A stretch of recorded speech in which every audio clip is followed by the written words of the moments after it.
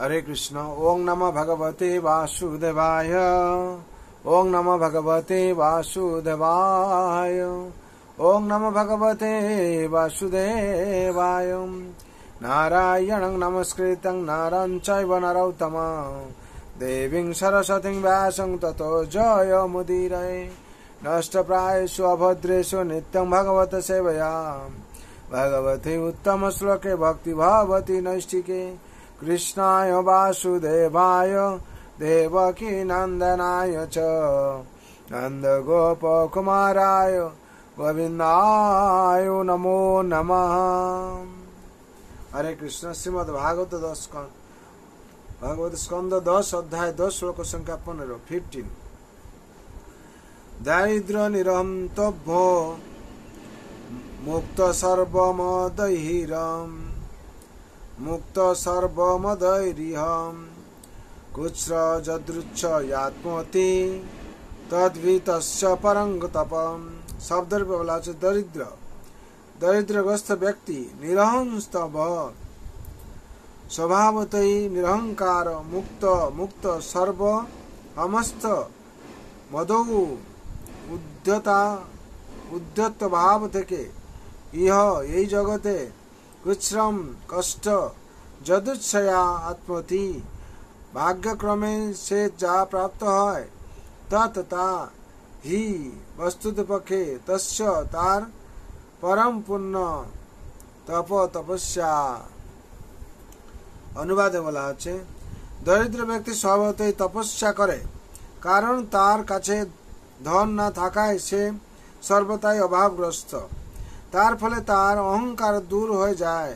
সর্বদা অন্ন বস্ত্র ইত্যাদি অভাবের ফলে দৈবক্রমে যা লাভ হয় তা নিয়ে তাকে সন্তুষ্ট থাকতে হয়। এই প্রকার বাধ্যতামূলক তপস্যা তার পক্ষে মঙ্গলজনক, কারণ তা তাকে সর্বতভাবে অহংকার থেকে মুক্ত করে। তাৎপর্য: মহাত্মা অহংকার থেকে মুক্ত হওয়ার জন্য স্বেচ্ছায় দরিদ্রর বরণ করেন। বৈদিক সভ্যতার বহু রাজা মহারাজারা জড় জগতের কলুষ থেকে মুক্ত হওয়ার জন্য তাদের রাজ্য এবং সিংহাসন ত্যাগ করে তপস্যা করার জন্য বনবাসী হয়েছেন। কিন্তু কেউ যদি স্বেচ্ছায় এই প্রকার তপস্যার ব্রত গ্রহণ না করতে পারে তাহলে তাকে দরিদ্রগ্রস্ত করা হয়, যাতে সে আপনা থেকেই তপস্যা করতে বাধ্য হয়। তপস্যা করলেই তপস্যা সকলের এই পক্ষে মঙ্গলজনক, কারণ তা জীবকে জড় জগতের বন্ধন থেকে মুক্ত করে। তাই কেউ যদি জড় প্রতিষ্ঠার গর্বে অত্যন্ত গর্বিত হয় তাহলে তার সেই মূর্খতা সংশোধন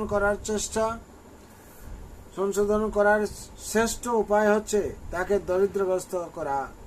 দরিদ্র দোষ গুণ রাশি নাশি। কেউ যখন দরিদ্রগ্রস্ত হয় তখন স্বাভাবিকভাবেই তার অভিজ্ঞতা, ঐশ্বর্য, বিদ্যা এবং সৌন্দর্যের গর্ব বিনষ্ট হয়ে যায়। এইভাবে সংশোধিত হয়ে সে পতন মুখ হওয়ার যোগ্য হয়। হরি বল। এখানে দশম স্কন্ধের 10ম অধ্যায়ের 15 নম্বর শ্লোক সম্পূর্ণ হলো। বিশেষ করে আমরা সেই জার্মালা অর্জুন কথা শুনেছিলাম।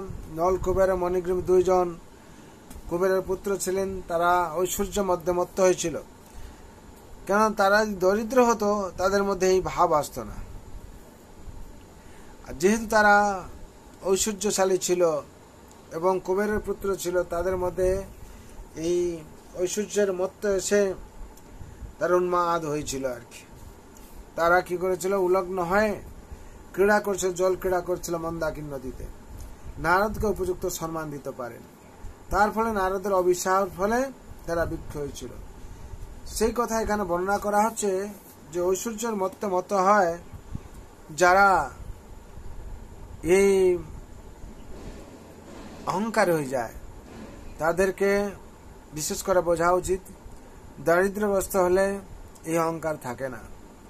তার জন্য যতক্ষণ আমরা দারিদ্রতা গ্রহণ করছি না করছি কিংবা আমরা এইসব যে ঐশ্বর্যের অহংকার করছি, ততক্ষণ আমরা মুক্তি পাব না, কিংবা ভগবত ভক্তি করাও কঠিন হয়ে যাবে। আর এখানে দরিদ্রের কথা বলা হচ্ছে। দরিদ্র আসলে কি? দরিদ্র মনকে যখন সেই অনেক এখানে বলা হচ্ছে রাজারা তারা এই রাজত্বের অহংকার করে, কিন্তু অনেক রাজারা আছে তারা সংসার ত্যাগ করে সাধারণ জীবন যাপন করা কথা বলা হয়েছে। যে কি এই দরিদ্র যতক্ষণ, এই অহংকার যতক্ষণ আছে, ভগবানকে অনুভব করা কঠিন হয়ে যায়। তার জন্যে আমাদেরকে কি করতে হবে? ভগবান রাধার জন্য যদি আমরা প্রার্থনা চাই, তাহলে আমাদের কি করতে হবে? এই দরিদ্রতাকে সম্মান দিতে হবে, কিংবা এতে শিক্ষা নিতে হবে, যার ফলে আমাদের জীবনে পরিবর্তন হয়ে যাবে। আর ঐশ্বর্য মতে আমরা মত হব না। এই ঐশ্বর্যকে ভগবানের সেবায় লাগিয়ে আমরা আনন্দ থাকবো। তার জন্য সংসারে এই নিত্যম ভাগবত সেবায় কথা আছে। প্রত্যেক দিন যদি আমরা ভাগবত পাঠ শ্রবণ করি, তার ফলে এই ভাগবতের অমৃত কথা আমরা জানতে পারব। তার জন্য সবাই মঙ্গল শান্তির জন্য ভগবান রাতুর জন্য প্রার্থনা করছি। সর্বন্তু সুখিন সর্বে শান্ত নিরাময় সর্বভদ্রাণি পশ্যন্তু মা কশ্চিৎ দুঃখ ভাগ ভবেৎ।